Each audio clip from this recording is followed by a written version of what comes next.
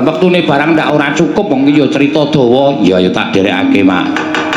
Kang Samar pamoring sukma Sinukmaya winaya ing asepe sumimpen telenging kalbu pambukaning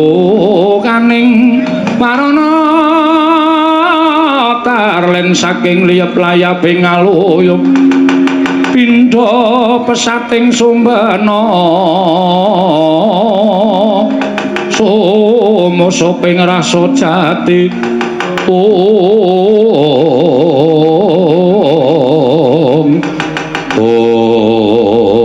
tan kawusa manjing wonten gupit sanggar sarung nenggih harya suman ngempalaken sanggaring para sata Kurawa pating bleber pating Calata Tirta ambyar ning daratan.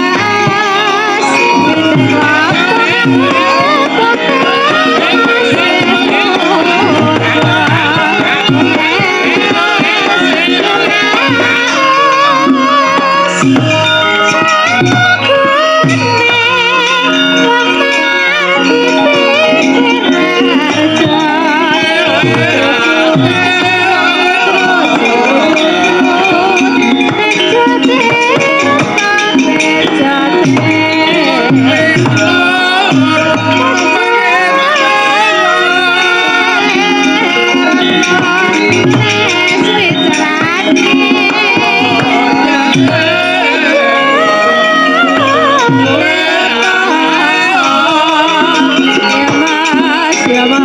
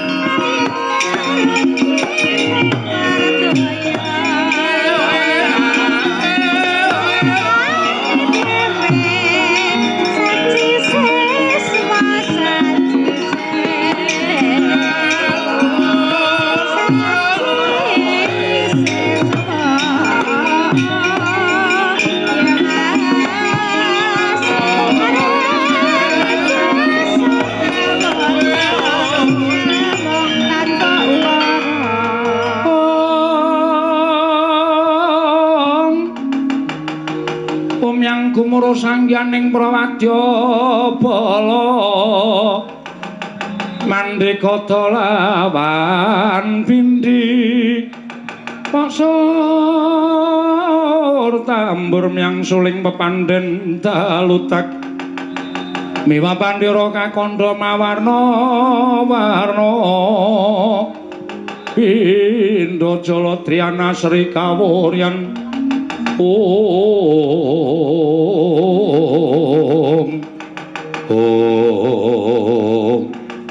Paman Suman wonten menapa dene jengandika Paman Suman ngawi sanggening para putra Sata Kurawa kepainggang putra pun Kurupati kula cumadung dawuh Paman Suman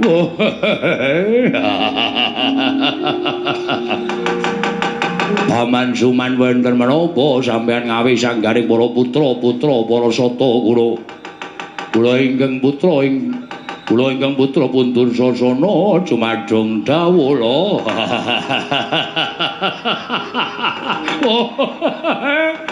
kula cumadung dawuh pamanadyan putra pun Surtayu cumadung dawuh kula pun Kartadenda cumadung dawuh kula pun Kartipeya cumadung dawuh kula Kartamarma cumadung dawuh kula pun Suhasta cumadung dawuh nanadyan kula ingkang putra pun Cicitraksi nyanyadong dawuh man enten apa dene paman Sunar Suman kok Sunar Paman Suman ngawi sanggening para wadyabala kepareng putra pun Citraksi nyanyadong dawuh Paman nadyan kula pun Citraksa cumadung dawuh Paman Baik kula cumadung dawuh ke putra putri Gati wonten menapa Paman Suman anak Mas Kurupati wonten timbalan mugi andados ing kawuningan anggen kula ngempalaken sanggaring para anak-anak kula Sata Kurawa panjenengan sakadang kadeyan kula klempakaken wonten ing alun-alun negari Ngastina dinten sakmangke menika ingkang wigatos namung badhe ngrembak kamukten negari Ngastina liripun kados pundi Paman Suman paring dawuh mekaten nggih ingkang dados nalindra wonten negari Ngastina sakmangke ing Paman Nalindra Ngastina Prabu Pandhu Dewanata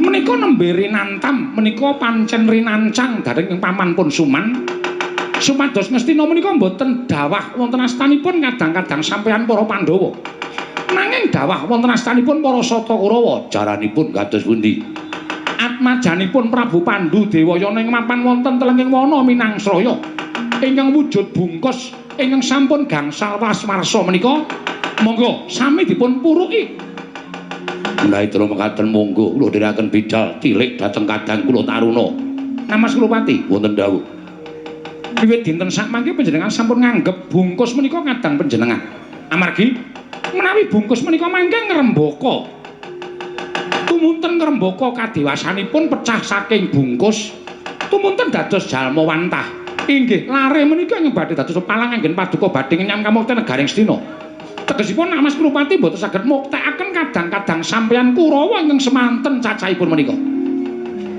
boten Paman Suman inggih mila kula nyuwun dhateng jengandika anak Mas Kurupati supados sakmangke nisihaken raos pasderekan kaliyan turasipun Prabu Pandhu. Sampun ngantos panjenengan menika nganggep anak-anakipun Prabu Pandhu menika kadang sampeyan ning dianggep menika satru mungguing canglakan.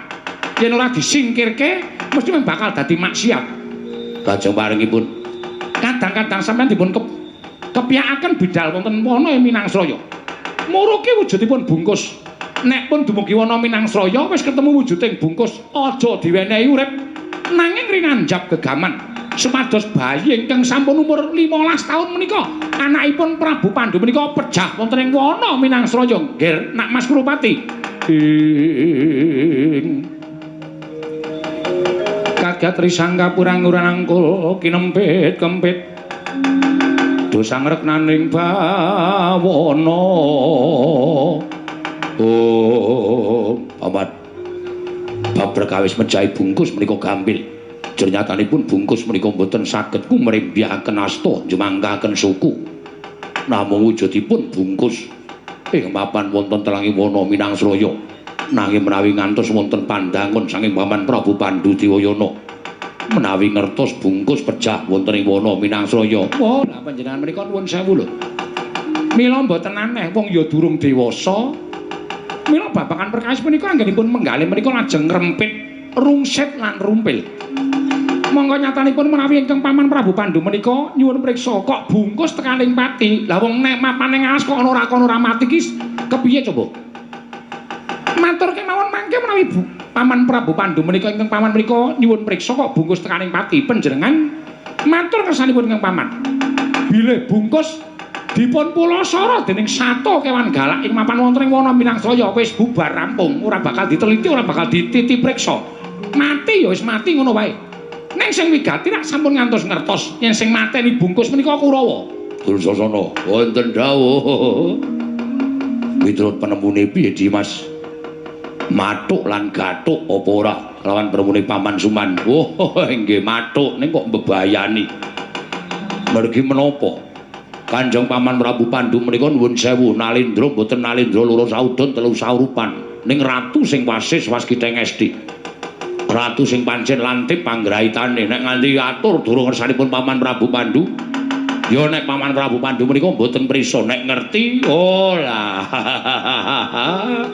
cilaka Kurawa 100 ditundung minggat saka negara Ngastina dadi kere. Gladran ning dalan ora duwe papan, ora duwe dunung. Dursasana, wonten dawuh. Aja duwe penemu sing aneh-aneh. Antepno tekadmu weningno rasamu. Ora ana ing gumana musik ana ing atimu. Kejabamu kamukten negara Ngastina. Nggih, nggih. Lah yen nganti kowe ora entuk kamukten terus aku tak takon, upama sing dadi ratu kuwi turasing Prabu Pandhu utawa anake Prabu Pandhu. Terus saya aku tak takon karo kowe. Yen kowe melu bapakmu ning Kadipaten Gajahhoya, apa kira-kira Gajahhoya Kadipaten mung semono wae kuwi ngukup dinggoni para sata Kurawa ingkang semene akeh. 100 cacahe mongko besok bakale padha rabi, ya apa ora? Oh, jelas. Jelas niku mesti rabi. Lah nek padha rabi terus padha duwe anak saka 100 dadi 200, 300 nganti ndrebala pirang-pirang. Apa ya cukup Kadipaten Gajahhoya dienggo manggon para sata Kurawa? Mula nek Kurawa ora iso ngrebut Ngastina kuwi wis to, pesthekna yen Kurawa bakal ora kepenak nggone urip ana ing jagat. Mula kudu Kurawa iso ngrebut negara Ngastina. Lah niku carane sing angel ning mriku niku. Kowe ora usah melu mikir. Sing mikir ben amanmu Suman. Kuwase kan kari nglungguhi Klasa Gumelar, ming nglungguhi kepenake. Oh nggih, nggih ngestakaken dawuh. Nek ngoten kula ming nggih sarujuk mawon.